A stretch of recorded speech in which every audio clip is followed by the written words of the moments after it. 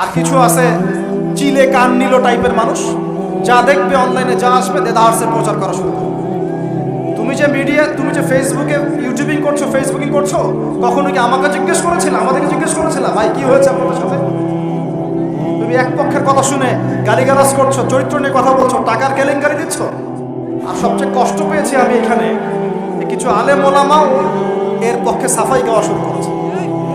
আমি এই জায়গায় কষ্ট পেয়েছি। শোনেন, আজকে মজা নিচ্ছেন, ট্রল করছেন, করেন, এটা আপনার দিকেও আসবে ইনশাআল্লাহ, দেখে। তবে এখন বলতে বাধ্য হচ্ছি, কারণ এটা ফেসবুকের যুগ, ইউটিউব অনলাইনের যুগ। সত্যটা উপস্থাপন না করলে অনেক মানুষ বিভ্রান্ত হতে পারে। শুধু এই স্বার্থে আমি কথাটা বলছি, আদারওয়াইজ আমি কথাগুলো বলতাম না। কারণ নিজের ঘরের ত্রুটি মানুষের সামনে উপস্থাপন করতে হয় না, নিজের ঘরের ত্রুটিগুলো মানুষের সামনে উপস্থাপন করতে হয় না। ওয়াজ মাহফিল করতে এসে এমন অনেক তিক্ত অভিজ্ঞতার সম্মুখীন হতে হয়েছে যেগুলো আপনারা কখনো কল্পনাও করতে পারবেন, যেগুলো আমি ঘরের ত্রুটি মানুষের সামনে বলতে চাইতাম না কখনোই, কিন্তু এখন কিছু কিছু ঘটনাকে কেন্দ্র করে এগুলো বলতে বাধ্য হচ্ছে। না বললে মানুষের সামনে প্রকৃত সত্যটা উপস্থাপিত হবে। আর কতদিন চুপ করে থাকবে? কত কিছু হয়েছে এই জীবনে ফেস করতে আপনি কল্পনা করতে পারবেন। আমি এগুলো বলতে চাইতাম না কখনোই, এগুলো আমি কোনোদিনও বলতে চাইতাম না, এখন বলতে বাধ্য হচ্ছে আপনাদের প্রশ্নের কারণে। প্রসঙ্গে আসি, একটা ন্যাশনাল নিউজ যদি প্রচার করতে চান, আপনাকে পক্ষে বিপক্ষের কথা নিতে হবে না?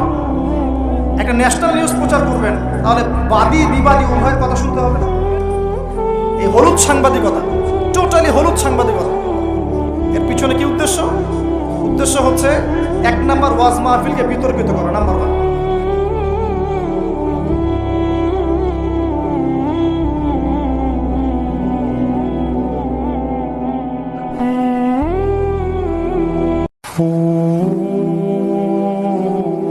এই বক্তাদেরকে জাতির সামনে এই বিতর্কিত করে উপস্থাপন করুন।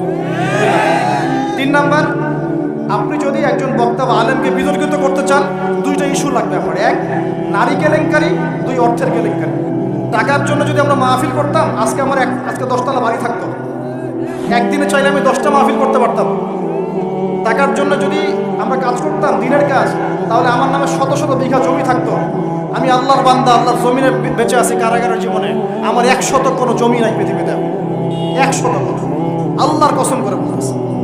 আমার 2টা পরিবার ভাড়া থাকি আমরা, প্রত্যেক মাসে ভাড়ার টাকা গুনতে হয় আমাদেরকে। আমাদের নাম্বার ফেসবুকে available, WhatsApp number available, phone করে তো বলতে পারতেন যে ভাই আসলে কি হয়েছিল ঘটনা। তার মানে বোঝা যায় এর পিছনে একটা গভীর ষড়যন্ত্র আছে। ষড়যন্ত্র 1 নাম্বার, আলেমন আমাদের অবস্থা কিন্তু দেশে ভালো নয়। ষড়যন্ত্র 1 নাম্বার হচ্ছে হকপন্থী আলেমন আমাদেরকে সমাজ থেকে মাইনাস করে দেওয়া, একটা উদ্দেশ্য। 1। 2 নাম্বার, ওয়াজ মাহফিলকে বিতর্কিত করার একটা উদ্দেশ্য। 3 নাম্বার, যেসব বক্তাদের ওয়াজ মাহফিলে বেশি মানুষ আসছে, জনগণ শুনছে, আমল করছে, ইসলামের একটা ফ্লো সৃষ্টি হচ্ছে, এই মানুষদেরকে সমাজে বিতর্কিত করে দেওয়া। এবং এই কাজগুলোর মধ্য দিয়ে কারা তাদের এজেন্ডা বাস্তবায়ন করছে আপনারা খুব ভালো করে খেয়াল করেন। আর কিছু আছে চিলে কান নিল টাইপের মানুষ, যা দেখবে অনলাইনে যা আসবে দেদারসে প্রচার করা শুরু করবে। তুমি যে মিডিয়া, তুমি যে ফেসবুকে ইউটিউবিং করছো, ফেসবুকিং করছো, কখনো কি আমাকে জিজ্ঞেস করেছিল, আমাদেরকে জিজ্ঞেস করেছিল ভাই কি হয়েছে আপনাদের সাথে? তুমি এক পক্ষের কথা শুনে গালিগালাজ করছো, চরিত্র নিয়ে কথা বলছো, টাকার কেলেঙ্কারি দিচ্ছ। তোমাদের জন্য 2টা নসিহত করে শেষ করবো, জাস্ট 2টা। 1, নবী সাল্লাল্লাহু আলাইহি ওয়াসাল্লাম বলেছেন, কাফা বিল মারই কাযিবান ওয়া হুয়া ইয়াকুলু কুল্লামা সামিআ। কোন ব্যক্তির মিথ্যাবাদী হওয়ার জন্য এতটুকুই যথেষ্ট যে সে যা শুনবে যাচাই বাছাই না করে তা প্রচার করা শুরু। 1। 2 নাম্বার, রাসূল সাল্লাল্লাহু আলাইহি ওয়াসাল্লামকে আল্লাহ পাক বলেছেন, ইয়া আইয়ুহাল্লাযীনা আমানু, হে মুমিনগণ, আপনারা খুব ভালো করে শুনেন, ইন জাআকুম ফাসিকুম বিনাবাইন ফাতাবায়ানু। কোন ফাসিক, পাপাচারী কোন ফাসিক যদি কোনো সংবাদ নিয়ে আসে, সেটা বিশ্বাস করার আগে অবশ্যই যাচাই বাছাই করে নিন, না হলে আন তুসিবু কওমান বিজাহালা ওয়া তুসবিহু আলা মা ফাআলতুম নাদিমিন। না হলে তোমরা অজ্ঞতাবশত এমন পদক্ষেপ নিয়ে ফেলবে যার ফলশ্রুতিতে তোমাদেরকে অনুতপ্ত হতে হবে। আর সবচেয়ে কষ্ট পেয়েছি আমি এখানে কিছু আলেম ওলামাও এর পক্ষে সাফাই গাওয়া শুরু করেছে।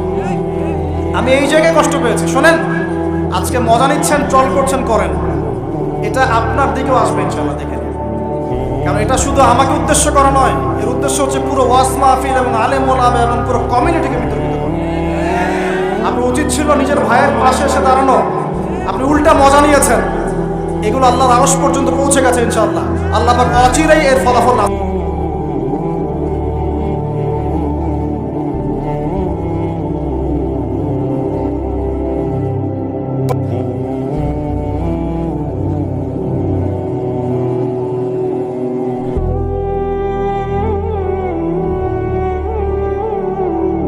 তারা বুঝবেন।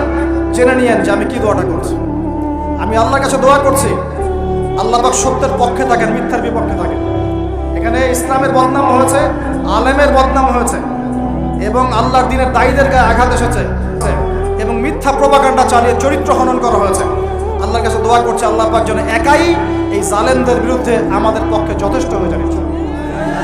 আমরা দোয়া করছি আল্লাহ পাক যেন এদের এবং আমাদের মাঝখানে ফয়সালাকারী হিসেবে আল্লাহ পাকই যথেষ্ট থাকেন ইনশাআল্লাহ। আল্লাহুম্মা মুনজিলাল কিতাব, আল্লাহ পাক কিতাব নাযিলকারী, সারিআল হিসাব, দ্রুত হিসাব গ্রহণকারী, ইহজিমিল আহজাব, এই জালেমদের এই দলটাকে আল্লাহ পাক ভেঙে দিবেন ইনশাআল্লাহ। আল্লাহুম্মা যালজিলহুম, আল্লাহুম্মা হযিমহুম ওয়া যালজিলহুম, আল্লাহ পাক এদেরকে বিধ্বস্ত করবেন, এদের পাগুলোকে ভূমিকম্পের মতো কাঁপিয়ে দিবেন ইনশাআল্লাহ। নবী সাল্লাল্লাহু আলাইহি ওয়াসাল্লাম, লাস্ট কথা, নবী সাল্লাল্লাহু আলাইহি ওয়াসাল্লামের উপর অত্যাচার আসলে তিনি দুই রকম সুন্নত দেখিয়েছেন।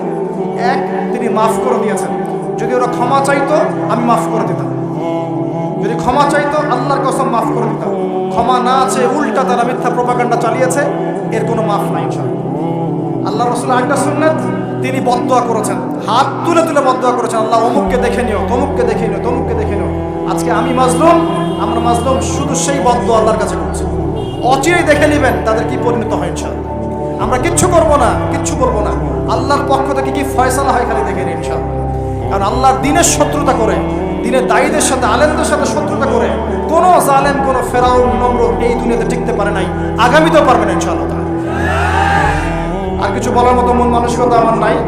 আপনাদের কাছে দোয়া করব, আপনাদের জন্য দোয়া করবো এবং অনুরোধ করব যে আল্লাহর ওয়াস্তে এই বিভ্রান্তির যুগে এক পেশায় মনোভাব রাখবেন না, সত্য মিথ্যা যাচাই করবেন, তারপরে আপনি বিশ্বাস করবেন ইনশাআল্লাহ। আর বিশ্বাস করবেন আল্লাহর পথে দায়ী আলেম, মুহাদ্দিস, মুফতিরা কোনো দিনও দিনের অকল্যাণে কোনো কাজ করে না ইনশাআল্লাহ। আল্লাহ রাব্বুল আলামিন আমাদের সবাইকে পবিত্র কোরআন এবং সহিহ হাদিসগুলো অনুযায়ী আমল করার তৌফিক দান করুন, নবীর সুন্নাহগুলো মেনে চলার তৌফিক দান করুন এবং আমাদের মাঝে যত ইখতিলাফ আল্লাহ পাক দূর করে দিন এবং দৃশ্যমান অদৃশ্যমান সমস্ত রকম ইসলামের শত্রু থেকে আল্লাহ পাক আমাদেরকে হেফাজত করুন। আমিন। সুবহানাকা আল্লাহুম্মা বিহামদিকা, আশহাদু আল্লা ইলাহা ইল্লা আনতা, আস্তাগফিরুকা ওয়া আতুবু ইলাইক। আসসালামু আলাইকুম ওয়া রাহমাতুল্লাহি ওয়া বারাকাতুহু।